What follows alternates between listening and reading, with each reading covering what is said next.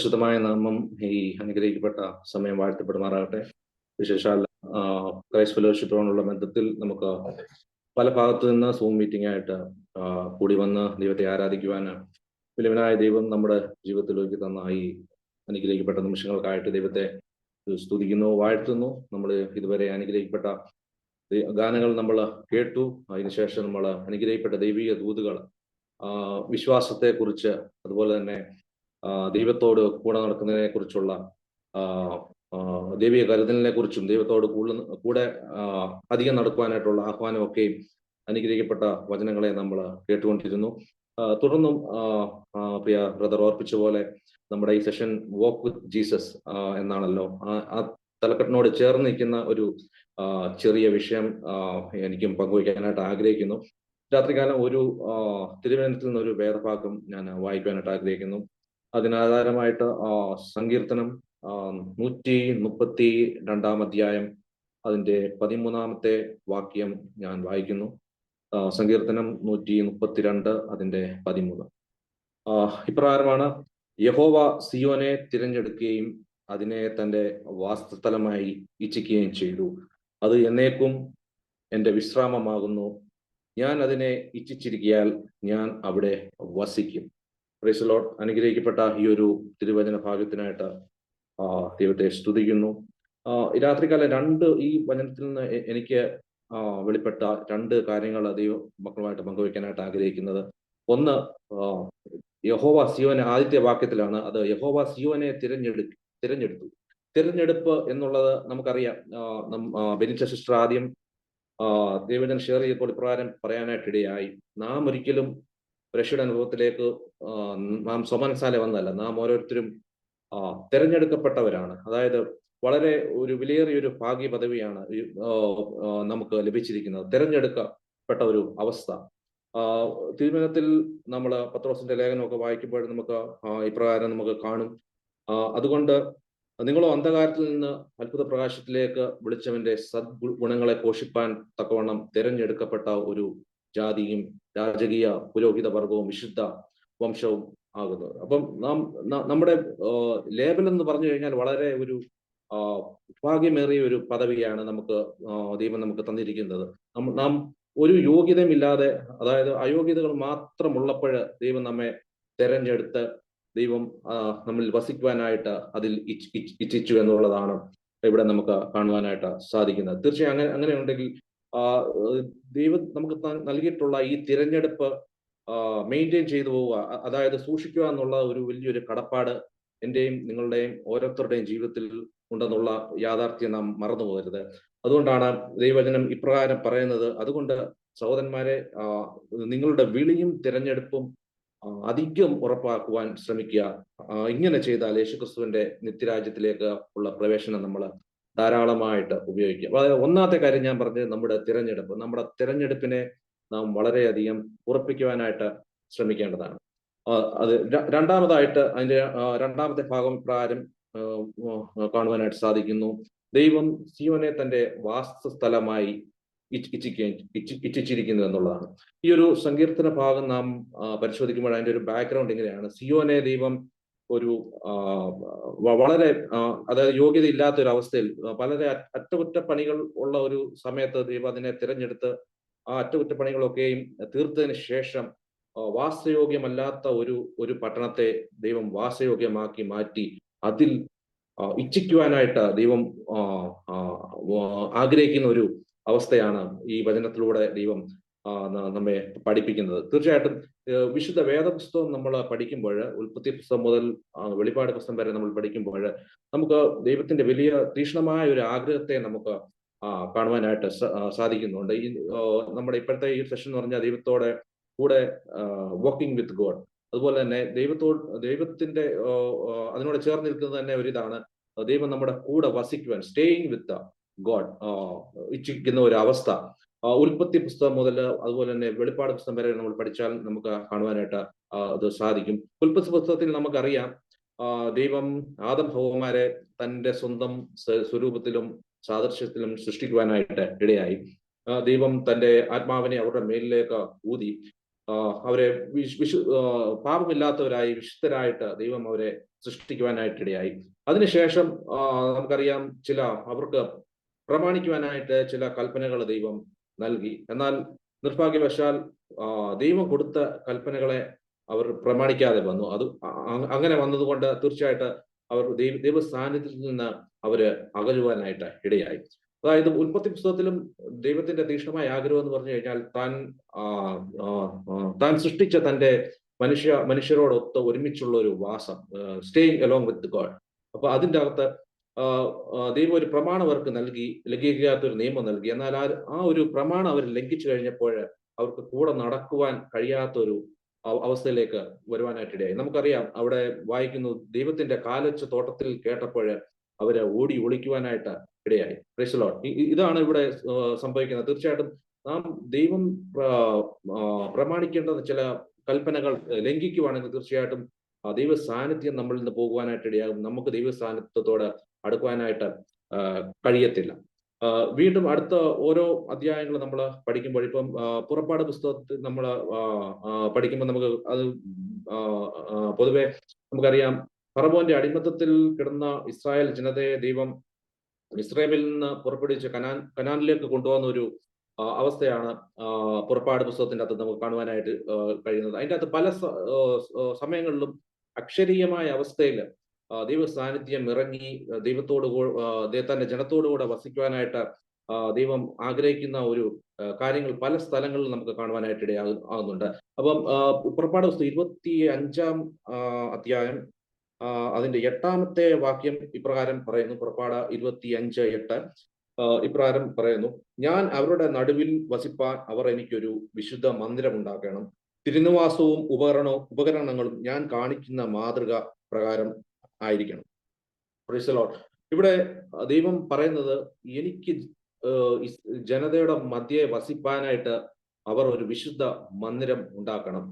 അതായത് നമ്മുടെ ദൈവം ഒരിക്കലും ഒരു അശുദ്ധമായ ഒരു സ്ഥലത്ത് വാസം ചെയ്യുവാൻ ആഗ്രഹിക്കുന്ന ഒരു ദൈവമല്ല. തീർച്ചയായിട്ടും അതുകൊണ്ടാണ് ഇവിടെ പറയുന്നത് വിശുദ്ധ മന്ദിരം അവർ ഉണ്ടാക്കണം. അതുപോലെ തന്നെ അടുത്തൊരു മെയിൻ പോയിന്റ് എന്ന് പറഞ്ഞു കഴിഞ്ഞാൽ, ഞാൻ കാണിക്കുന്ന മാതൃക പ്രകാരം അത് ഉണ്ടാക്കണം എന്നാണ് മോശയോട് പറയുന്നത്. നമുക്കറിയാം, അതൊരു ദൈവത്തിന്റെ പെട്ടകം പണിയാനെ കൊണ്ടുള്ള ഒരു ആഹ്വാനമാണ് ദൈവം അവിടെ വെച്ച് മോശയ്ക്ക് കൊടുക്കുന്നത്. അപ്പൊ അവര് പെട്ടകം പണിയുവാനായിട്ടിടയായി. അതോടൊപ്പം തന്നെ ജനത്തിന് പ്രമാണിക്കേണ്ടതായിട്ടുള്ള പല കൽപ്പനകൾ ഇവിടെ മോശയിലൂടെ ഇസ്രായേൽ ജനതയ്ക്ക് കൊടുത്തു.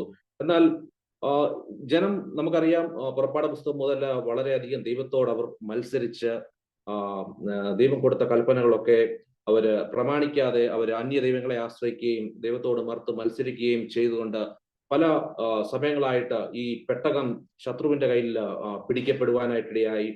അവര് പ്രവാസത്തിലേക്ക് പല രീതിയിലും പോകേണ്ടതായിട്ടുള്ള അവസ്ഥകൾ വന്നതായിട്ട് നമുക്ക് പഴയ നിയമത്തിലൊക്കെയും നമുക്ക് കാണുവാനായിട്ട് സാധിക്കുന്നു. ഈ പെട്ടകം പല സമയത്തായിട്ട് പലര് ശത്രുക്കളുടെ കയ്യിൽ എത്തുകയും അങ്ങനെ നമുക്കറിയാം. പിന്നെ അതിനുശേഷം ശലോമോന്റെ കാലഘട്ടത്തിൽ ഈ പെട്ടകം മാറി ഒരു വലിയൊരു ദേവാലയം അവിടെ പണിയുവാനായിട്ട് ഇടയായി. എന്നാൽ വീണ്ടും അതിനുശേഷം ഉണ്ടായ പല രാജ്യത്വങ്ങൾ വന്നു. അങ്ങനെ അവര് പല രാജാക്കന്മാർ ആക്രമിച്ച് അവസാനം ദൈവത്തിന്റെ ആലയം, അതായത് ദൈവം വസിക്കുവാനായിട്ട് ആഗ്രഹിച്ച ഒരു ആലയം അവിടെ നശിക്കുവാനായിട്ട് ഇടയായി. ഇന്ന് ആ ഒരു ദേവാലയം അവിടെ ഇല്ല എന്നുള്ള ഒരു യാഥാർത്ഥ്യമാണ് നമുക്ക് കാണുവാനായിട്ട് സാധിക്കുന്നത്. അപ്പം ഇതിലൂടെ നമുക്ക് ഞാൻ പറഞ്ഞ പോലെ രണ്ടാമത്തെ കാര്യം എന്ന് പറഞ്ഞാൽ, ദൈവം നമ്മളിൽ ഓരോരുത്തരും ദൈവ നിവാസത്തിൽ വാസം ചെയ്യുവാനായിട്ട് ആഗ്രഹിക്കുന്നു. തീർച്ചയായിട്ടും ദൈവം വസിക്കണമെങ്കിൽ ദൈവം കാണിക്കുന്ന മാതൃക പ്രകാരം നാം ഒരു വിശുദ്ധ നിവാസം നാം ഉണ്ടാക്കണം. അത് വിശുദ്ധമായിരിക്കണം എന്നുള്ള കാര്യം നാം മറന്നു പോകരുത്. അപ്പൊ പഴയ നിയമത്തിലൊക്കെ നമ്മൾ പഠിക്കുമ്പോൾ ഈ അക്ഷരീയമായ അവസ്ഥയിൽ നമുക്ക് ദൈവ സാന്നിധ്യം ഇറങ്ങിയതായിട്ടാണ് നമുക്ക് കാണുവാനായിട്ട് സാധിക്കും. നമുക്കറിയാം, സീനായി പർവ്വതത്തിൽ ദൈവ സാന്നിധ്യം ഇറങ്ങുകയും അപ്പൊ ഈ മോശയൊക്കെ ജനത്തെ ശുദ്ധീകരിച്ചതായിട്ട് നമുക്ക് കാണുവാനായിട്ട് സാധിക്കുന്നുണ്ട്. അങ്ങനെ പല രീതിയിൽ അതുപോലെ ശലോമോന്റെ ദേവാലയം പ്രതിഷ്ഠിക്കുന്ന സമയത്ത് ദൈവ സാന്നിധ്യം ഇറങ്ങി പുരോഹിതന്മാർക്ക് ശുശ്രൂഷ ചെയ്യുവാൻ കഴിയാത്തൊരവസ്ഥയിൽ തേജസ് ഇറങ്ങി അവിടെ ഇറങ്ങി നമുക്ക് വായിക്കാനായിട്ട് കഴിയുന്നുണ്ട്. അപ്പൊ തീർച്ചയായിട്ടും നാം എവിടെ ഒരുക്കപ്പെടുന്ന ഒരു അവസ്ഥയിൽ നമ്മുടെ നിവാസങ്ങൾ പണിയപ്പെടുന്നു, അവിടെ മാത്രമേ ദൈവ സാന്നിധ്യം ഇറങ്ങുവാനായിട്ട് ഇടയാകത്തുള്ളൂ. എന്നാൽ ഇനി പുതിയ നിയമത്തിലേക്ക് നമുക്ക് കടന്നു വരുമ്പോൾ അവിടെ നമുക്ക് ആലയവും കൂടാരങ്ങളും പെട്ടകവും ഒന്നും കാണുവാനായിട്ട് സാധിക്കുന്നില്ല. എങ്ങനെയാണ് അവിടെ ദൈവ സാന്നിധ്യം വസിക്കുന്നതെന്ന് പറഞ്ഞു കഴിഞ്ഞാൽ നമുക്കറിയാം, നമ്മുടെ കർത്താവായ യേശു ക്രിസ്തുവിന്റെ ക്രൂശ് മരണത്തിലൂടെ നാം കർത്താവിനോട് ഏകീഭവിച്ച് നാം വിശുദ്ധി ധരിച്ച് രക്ഷ ധരിച്ച് ദൈവ സാന്നിധ്യം നമ്മളിലേക്ക് വരുവാനായിട്ടിടയായി. അതുകൊണ്ടാണ് പുതിയ നിയമത്തിൽ നാം ഇപ്രകാരം വായിക്കുന്നു. 1 കൊരിന്ത്യർ 3-ാം അധ്യായം 16-ാം വാക്യം ഇപ്രകാരം വായിക്കുന്നു: നിങ്ങൾ ദൈവത്തിന്റെ മന്ദിരമെന്നും ദൈവത്തിന്റെ ആത്മാവ് നിങ്ങളിൽ വസിക്കുന്നുവെന്നും അറിയുന്നില്ലയോ? ദൈവത്തിന്റെ മന്ദിരം നശിപ്പിക്കുന്നവനെ ദൈവം നശിപ്പിക്കും. പുതിയ നിയമ കാലഘട്ടത്തിലായിരിക്കുന്ന നാം ഓരോരുത്തരും ദൈവ സാന്നിധ്യം വസിക്കുന്നത് നമ്മളിൽ ഓരോരുത്തരിലുമാണ്. അതായത് സഭയിൽ ആണ് വസിക്കുന്നത് എന്നുള്ള കാര്യം നമുക്ക് എല്ലാവർക്കും വളരെ വ്യക്തമായിട്ട് അറിയാം. എന്നാൽ നാം കാത്തുകൊള്ളേണ്ട ഒരു കാര്യം, നമ്മുടെ തിരുനിവാസങ്ങളെ വിശുദ്ധിയിലും വേർപാടിലും ദൈവം കൊടുത്ത മാതൃക പ്രകാരം ഒരു വിശുദ്ധിയോടെ കാക്കേണ്ടതായിട്ടുള്ള ഉത്തരവാദിത്വം നമ്മുടെ കയ്യിലുണ്ട്. ആ ഉത്തരവാദിത്തത്തിൽ നമ്മൾ വ്യതിചലിക്കുകയാണെങ്കിൽ തീർച്ചയായിട്ടും ദൈവ സാന്നിധ്യം നമ്മളിൽ നിന്ന് പോകുവാനായിട്ട് ഇടയാകും. ഈ സങ്കീർത്തനത്തിലും അതാണ് പറയുന്നത്. ഈ സിയോന് ഒരു കാലഘട്ടത്ത് വാസയോഗ്യമല്ലാതെ ഇരുന്ന ഒരവസ്ഥയിൽ ദൈവം അതിനെ തിരഞ്ഞെടുത്ത് അതിനെ വാസയോഗ്യമായി വാസസ്ഥലമാക്കി ഇച്ഛിച്ച് അതിൽ ദൈവം വസിക്കും എന്നാണ് പറയുന്നത്. അങ്ങനെ വസിച്ചു കഴിഞ്ഞാൽ ആ ഒരു ദേശത്തിന്റെ അവസ്ഥയാണ് ഈ 132-ാം അധ്യായം അതിന്റെ 15 മുതലുള്ള 18 വരെയുള്ള വാക്യങ്ങൾ ഇപ്രകാരം പറയുന്നു: ഞാൻ അവിടെ വസിച്ചു കഴിഞ്ഞാൽ ആഹാരം സമൃദ്ധിയായി അനുഗ്രഹിക്കും, അതിലെ ദരിദ്രന്മാർക്ക് അപ്പം കൊണ്ട് തൃപ്തി വരുത്തും, അതിലെ പുരോഹിതന്മാരെ രക്ഷ ധരിപ്പിക്കും, ഭക്തന്മാർ ഘോഷിച്ചുല്ലസിക്കും, ദാവീദിനൊരു കൊമ്പ് മുളയ്ക്കും, അതുപോലെ അഭിഷക്തനൊരു ദീപം ഒരുക്കിയിട്ടുണ്ട്, അവന്റെ ശത്രുക്കളെ ലജ്ജ ധരിപ്പിക്കും. തീർച്ചയായിട്ടും ദൈവ സാന്നിധ്യം നമ്മുടെ ഇടയിൽ വസിച്ചു കഴിഞ്ഞാൽ നമ്മുടെ ഭൗമികമായ ആവശ്യങ്ങള്, അതുപോലെ തന്നെ നമ്മുടെ ആത്മീയമായ ആവശ്യങ്ങൾ എല്ലാം നിറവേറപ്പെട്ട് നമുക്കൊരു തൃപ്തിയുടെ അനുഭവത്തിലേക്ക് ദൈവം നമ്മളെ നയിക്കുവാനായിട്ടിടയാകും. അതുകൊണ്ട് ഈ രാത്രികാലം നമുക്ക് ഒരു പ്രാവശ്യം കൂടെ നമ്മളെ തന്നെ താഴ്ത്തി സമീപിക്കാം. നമ്മുടെ മന്ദിരങ്ങൾ ഈ രാത്രികാലം എനിക്ക് ചോദിക്കാനായിട്ടുള്ള ഒരു ഒറ്റ ചോദ്യം ഇതാണ്: നമ്മുടെ മന്ദിരങ്ങൾ ദൈവത്തിന്റെ ദൈവത്തിന് വസിക്കുവാൻ വാസയോഗ്യമാണോ എന്നുള്ള ഒരു ചോദ്യമാണ് ഈ രാത്രികാലം എനിക്ക് ഓരോരുത്തരോടും, ഞാൻ ഉൾപ്പെട്ടിരിക്കുന്ന എല്ലാവരോടും നമുക്ക് ചോദിക്കാനുള്ളത്. അത് വാസയോഗ്യമാണെങ്കിൽ നമുക്കറിയാം, പുതിയ നിയമത്തിൽ പല ഭാഗങ്ങളിൽ പറയുന്നുണ്ട് ജഡത്തിന്റെ പ്രവൃത്തികൾ, അല്ലെങ്കിൽ ജഡത്തിന്റെ പ്രവൃത്തികളെ കുറിച്ച് നമ്മൾ കാണുന്നു. ഈ ജഡത്തിന്റെ പ്രവൃത്തികൾ നമ്മുടെ ഉള്ളിൽ ഇരുന്നു കഴിഞ്ഞാൽ തീർച്ചയായിട്ടും നമ്മുടെ മന്ദിരങ്ങൾ നശിപ്പിക്കപ്പെടും. ദൈവസാന്നിധ്യം അവിടെ ഉണ്ടാകുവാനായിട്ട് ഇടയാകത്തില്ല. അതുകൊണ്ട് ഈ ദിവസങ്ങളിൽ നമ്മുടെ ജഡത്തിന്റെ പ്രവൃത്തികൾ വല്ലതും നമ്മുടെ ജീവിതത്തിൽ ഉണ്ടെങ്കിൽ അതിനെ അഴിച്ച് അതിനെ കളഞ്ഞ് ആത്മാവിന്റെ ഫലം പുറപ്പെടുവിച്ച് ദൈവസാന്നിധ്യം നമ്മൾ സ്വാഗതം ചെയ്യുന്നവരായിട്ട് തീരുവാനായിട്ട് ഇടയാകണം. അങ്ങനെ അവസാനം ഒരു വാക്യം കൂടെ വായിക്കാനായിട്ട് ആഗ്രഹിക്കുന്നു. ഞാൻ പറഞ്ഞു, ഉൽപ്പത്തി പുസ്തകം മുതൽ വെളിപ്പാട് പുസ്തകം വരെ പഠിച്ചു കഴിഞ്ഞാൽ ദൈവത്തിന്റെ സാന്നിധ്യം നമ്മളോടുകൂടെ വസിപ്പാനായിട്ട് ആഗ്രഹിക്കുന്നു. വെളിപ്പാട് പുസ്തകത്തിന്റെ അവസാന 21-ാം അധ്യായം എന്റെ 3-ാം വാക്യത്തിൽ നാം ഇപ്രകാരം കാണുന്നു: സിംഹാസനത്തിൽ നിന്ന് ഒരു മഹാശബ്ദം ഞാൻ കേട്ടത്, ഇതാ മനുഷ്യരോടുകൂടെ ദൈവത്തിന്റെ കൂടാരം, അവൻ അവരോട് കൂടെ വസിക്കും. അതായത് ഇത് നമ്മുടെ നിത്യത, കർത്താവിന്റെ വരവിന് ശേഷം സംഭവിക്കുന്ന രാജ്യത്തിലേക്കുള്ള ഒരു നമ്മൾ തുടങ്ങുമ്പോൾ അതാണ് ഇത്. ഒരു പുതിയ യെരൂശലേമിന്റെ അതായത് പുതിയ സഭയുടെ ഒരു വാക്യമാണ് നമ്മൾ വായിച്ചു കേട്ടത്. സിംഹാസനത്തിൽ നിന്നൊരു മഹാശബ്ദം, അതായത് മനുഷ്യരോടുകൂടെ ദൈവത്തിന്റെ കൂടാരം. അത് നമുക്കറിയാം, ഉൽപ്പത്തി പുസ്തകത്തിലൊക്കെ അക്ഷരീയമായ അവസ്ഥയിൽ നമ്മൾ ദൈവസാന്നിധ്യത്തെ കണ്ടു. വീണ്ടും ദൈവം പുതിയ നിയമത്തിൽ വന്നപ്പോൾ ദൈവം നമ്മുടെ കൂടാരത്തിൽ, അതായത് നാം ആയിരിക്കുന്ന ഓരോരുത്തരുടെ കൂടാരത്തിൽ ദൈവ സാന്നിധ്യം വസിച്ചു. എന്നാൽ നിത്യതയിൽ നാം വീണ്ടും ചെല്ലുമ്പോൾ വീണ്ടും അക്ഷരീയമായ അവസ്ഥയിൽ നാം ദൈവത്തോട് കൂടെ ദൈവ സാന്നിധ്യം അനുഭവിച്ച് ദൈവത്തിന്റെ മുഖം കണ്ട് ദൈവത്തോടു കൂടെ വസിക്കുവാനായിട്ട് ഇടയാകും.